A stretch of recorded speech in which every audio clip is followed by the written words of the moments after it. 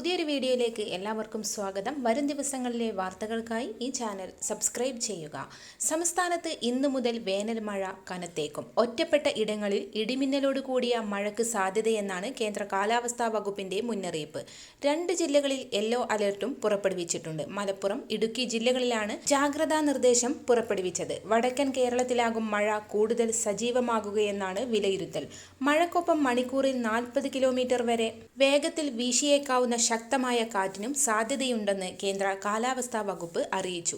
ഉയർന്ന താപനില മുന്നറിയിപ്പ്. സംസ്ഥാനത്തെ വിവിധ ജില്ലകളിൽ ഉയർന്ന താപനില മുന്നറിയിപ്പ് തുടരുകയാണ്. ആലപ്പുഴ ജില്ലയിലെ വിവിധ പ്രദേശങ്ങളിൽ ഉഷ്ണതരംഗ സാഹചര്യം നിലനിൽക്കുന്നതായി കേന്ദ്ര കാലാവസ്ഥാ വകുപ്പ് അറിയിച്ചിട്ടുണ്ട്.